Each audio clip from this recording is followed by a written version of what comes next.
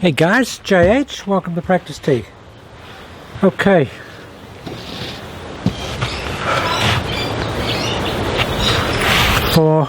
It's amazing in the last, and I'm directing this video at my core guys that I teach, and there's quite a lot of those guys, but in the last week I've just had an enormous amount of requests for some videos on Mo Norman mechanics specifics, absolutes, definites. I'll just bring this mic in a little bit.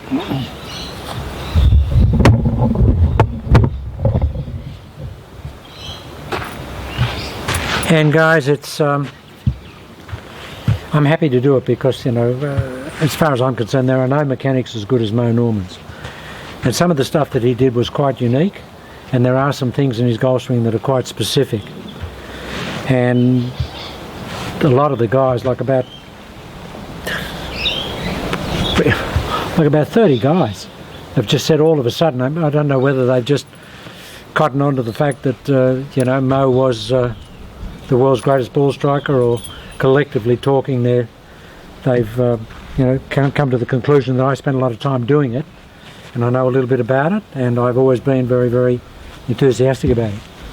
So okay guys, I'm going to do something relative to Mo, and I'm going to give some insider information, because I believe some of the stuff that Mo gave me was insider. What I think made his action different to anybody else's, and I'm doing it down the line here today, and it's late in the day, so the light won't be that good, but that out there is just a javelin. I use that when I'm teaching students to get them to orientate, you know, right or left, or try and hit the javelin. You have to be very, very specific with your shot making. And if you can see some ball flight today, you might be able to see, you know, the accuracy of the shots. And again guys, when you practice, you should do this yourself, if you're allowed to do that at your practice range. But get yourself a stick or whatever. I use a javelin because it's got a sharp point on it. You can stick it in anywhere you like, and it's about 30 mil or 28 mil in the middle, and it goes right down to about 6 mil at the end. So if you're going up and down, and it makes you learn to hit the ball high or low. Okay guys, now when we saw Mo, and I'm front on, we saw Mo with this process of taking the club back. Well, he never took it back, ever. He swung it back, he threw it back, he flailed it back. He did this, threw the club back. And I said to him, I remember I probably said to you in other videos, I said, Mo, how do you set the golf club? And he just did this. He went like that. I said, what's that? He said, just throw it back. I throw it back and the club sets itself. He said, I never take it back. He said, you can't take the golf club back, you've got to throw it back. You have to inertia load it. You have to flail it. It's a reverse flail. So what he did was, he took it here, and the angles were what I call ski slope. He came from here down to the ball. He never came from here. So I think when you drop the club down like this, guys, this is how you get jammed up. And I hate using the word stuck, but I think that's how you get jammed up when you come down here. If it comes down here, you've got to get out of here and into here. Whereas what Mo did was, Mo went this way. Mo went to the ball that way. He went tangentially, straight out at the golf ball, the ski slope, down like that. And really what his action was, he took it back here and he pointed the butt of the golf club at the target line there. And as he started down, he actually told me, he said, I try to butt the golf ball. I said, what does that mean? He said, I try to, if I had a spike in there, I would butt the golf ball. I'd stick that butt in the golf ball, like this. So it's a different action, guys. And if you see that in Mo, you can actually, if you look for it, you will see that action, this action. And that's how he maintains that shut body composure coming into the ball. If you're going this way, very hard to keep the shoulder girdle or the hips back, and Mo wanted to do that. So it's basically, I feel when I'm swinging well, it's this action. I go here, and it's very unnerving, guys, because once you start to move this way like that, it feels like you'll never ever release the golf club, and you'll try and release it if you're not confident. You'll actually try and release it, and you'll either do it with your hands, or you'll do it with your body, or you'll do it with whatever. But you can't do that, guys. Just got to let it happen. Just fling it back and get it this way.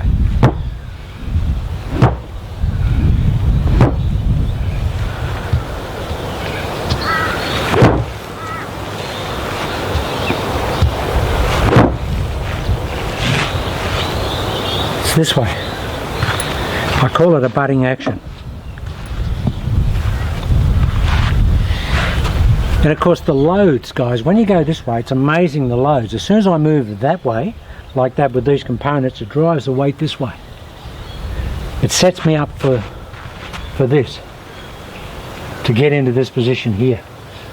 Because we saw Mo go from here to here.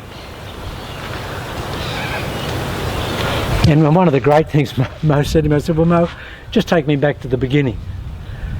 Why do you set up with your legs, you know, fully extended, like that? And he said, well, where do you want to be at impact? I said, not there. He said, correct. So he said, if I'm here at address and on the backswing, I've got only one place to go, and that's here. Just makes so much logical sense. He sets up in this position here, so he can be here as he comes in. If he sets up here, and he said this to me, he said, if I set up here and I have to go, he said, I have to do a crazy amount of lowering, you know, an unnatural amount of loading. But if I'm up here, I can just lower naturally because I go from straight to bend, and that's where he wants to be. So everything he did was just a brilliant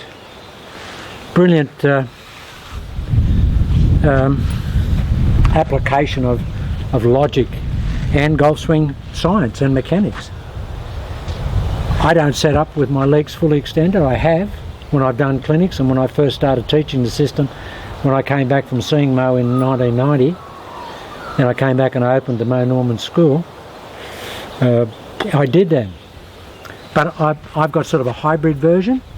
I mean, mine's not, I mean, I can be, and I must say that when I do have my legs fully extended, when I hit the ball a ton, absolutely nut the ball. So okay, for guys that want to use Mo Norman mechanics, for all you guys, and some of the guys that were around here on the weekend and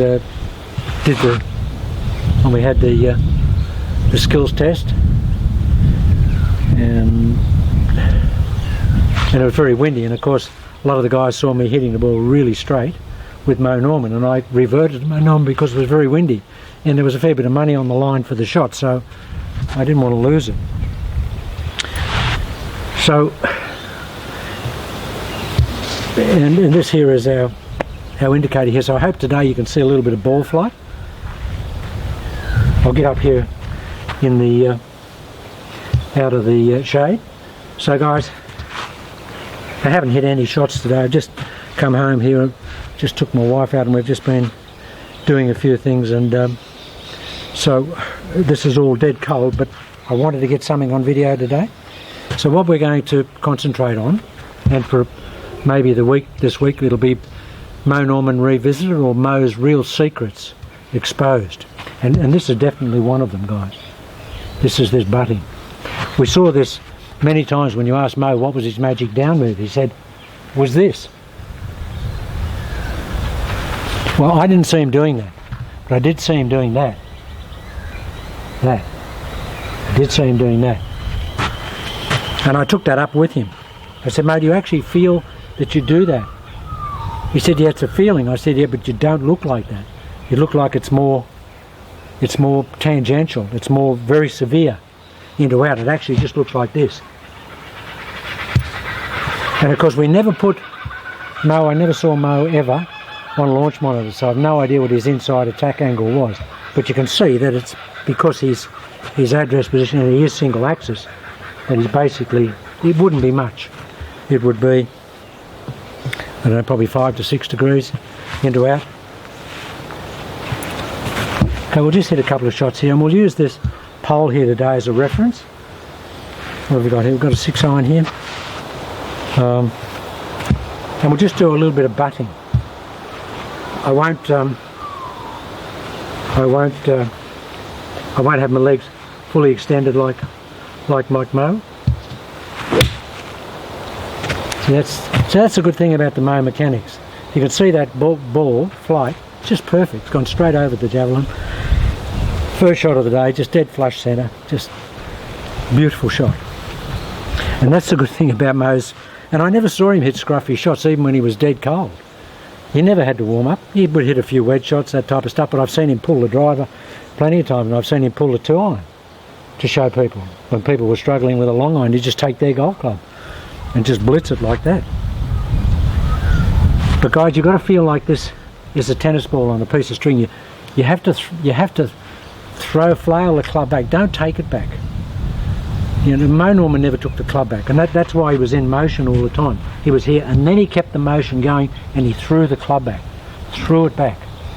And if you throw it back, you get this part of the club pointing at the ball there.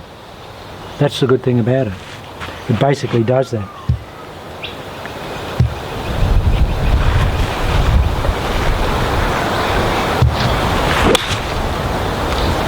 Now if you can see that ball flight, I mean that's straight over the javelin.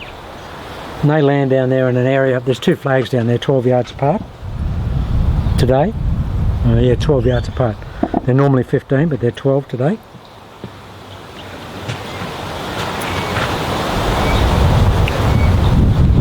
See that?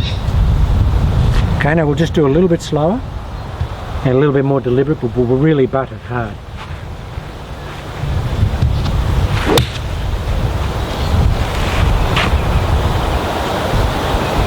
I just hope you can see the ball flight. I mean, those 3 golf balls in the landing area down there are 6-foot circle stuff. They're just doing that.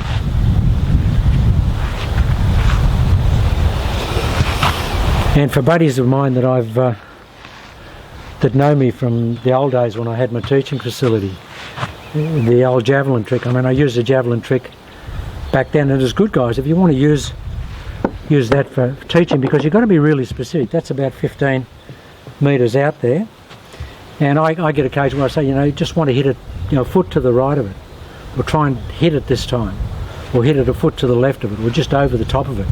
But it gets you really specific. And you know, if I asked Moe to do that, and I never did, but I mean, he would hit it so many occasions, probably break the javelin.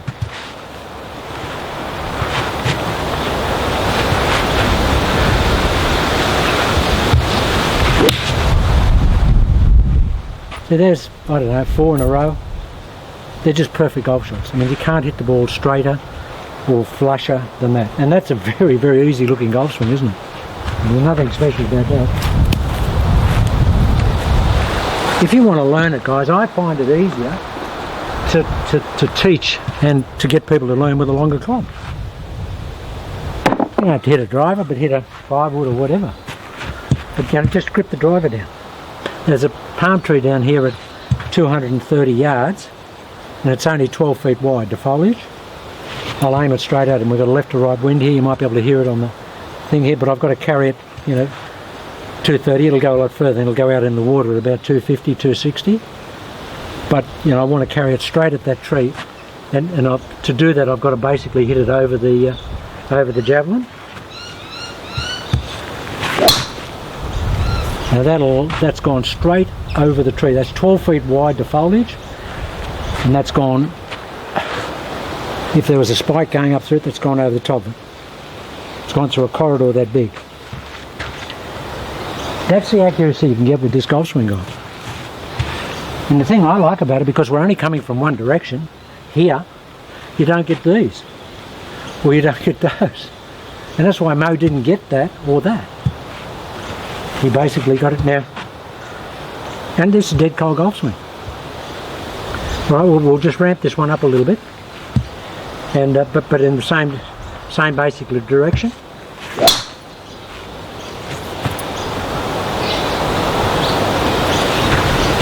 just, and this, I'm not making an excuse, but this driver's got just got a normal X in it, but it's very soft. I mean, you put on a CPM machine, they're coming at like, their X's and they're about 258. Just a joke. They should be like 268. So that just hits a little bit of that little hard draw. So I'll just throw this back. There it is. So that's gone straight over the tree. Straight over the tree. Into the water. These are old balls. I hit the old yellow ones into the water. I don't hit the new ones. But guys, the point, see, I get on with it quick like Mo did, but because I'm feeling this, I'm feeling the club always in motion. I don't want to be here and I don't want to take it back and try and put it in position. I want to just flail it back and let it go.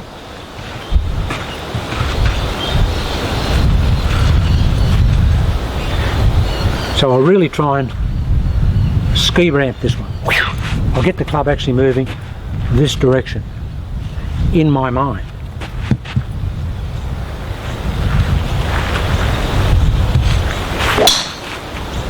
Now if you can see that, if you can slow it down to this time of the day, you can see it, but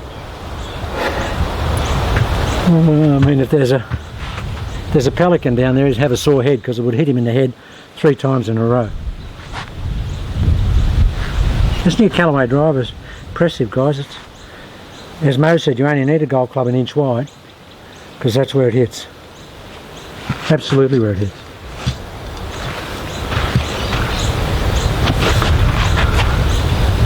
Alright, now we're flailing here, here. Now if you can go from stiffer legs, the problem I always had with all the guys, the hundreds of guys that I've taught Mo over the years, is they see pictures of Mo and they see this and they think he swings like that. But he had the best rhythm of anyone I've ever seen. If you've seen Mo at an exhibition, the rhythm's impeccable. It's brisk, but the rhythm is perfect.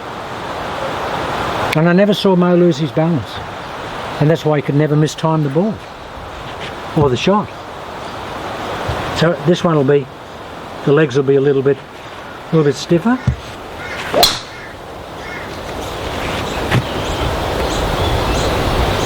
I don't know what this mic's like. This is a soft mic. It's got a windsock on it, but you know, the impact there is just perfect. It doesn't, the mic doesn't do the impact justice. But as you can see, my rhythm's exactly the same every time. It doesn't vary. And you know, look guys, I can turbo. If I want to turbo, all I do is I butt it harder. I butt it, and it might be a bit hard with the shaft because it's a little bit soft. Now I've got no speed, but because I've got a short swing and I load it there, I actually stress the shaft. Not because of the speed, just because I just stress it there. I play with a shaft that's not relative to my club head speed. But if anything's softer and I hit it, I just hit, the draws are really too hard. So we'll really bust this. So that's the problem when I load this shaft.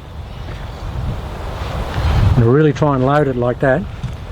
I can feel it. It comes in here and it just kicks like that. And it's not bad. It's like it's gone, you know, 5 or 6 yards left of where I am. Okay, that's perfect. Yeah, that's a long carry for JH. And see guys, that's off this base. The club's here. So you don't need there. I mean, great if you can get there and maintain the timing.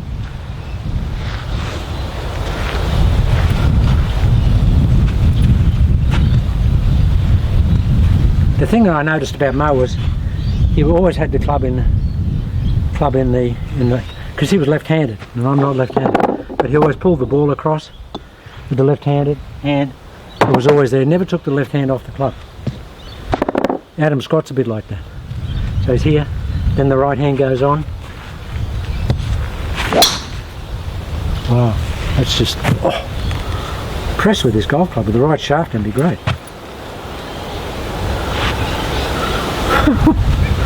Okay guys, so that's the basic premise of what I'm trying to extol here.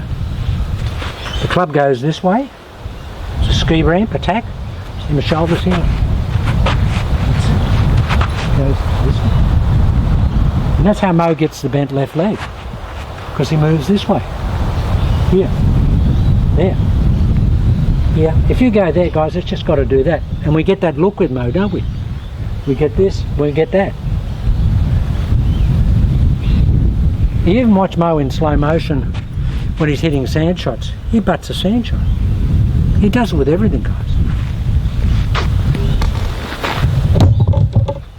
We just hit a couple of, little sand irons here over the javelin.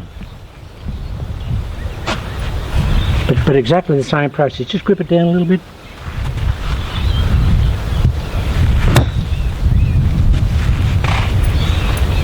See, that's Mo's type action. A little action like that, that's carried 90 metres. Little action like that. Crazy.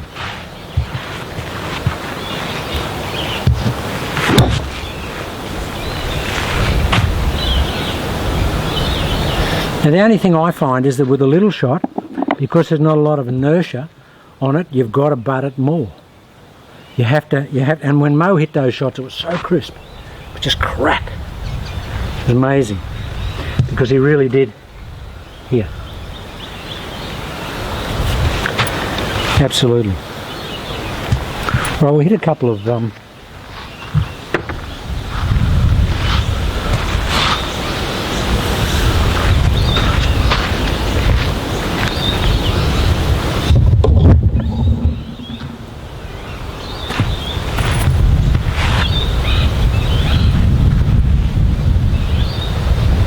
couple of 4-irons around this pole here for accuracy, around the javelin.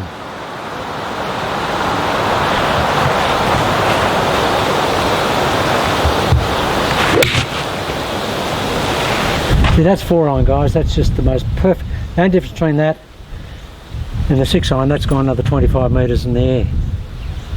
But exactly the same shot. Doesn't vary. There's no difference. None. Okay, they're down the line shots. Okay, we'll take a break, and I'll come back and I'll hit some specific shots, and I'll show you how to get the best out of what I call javelin accuracy.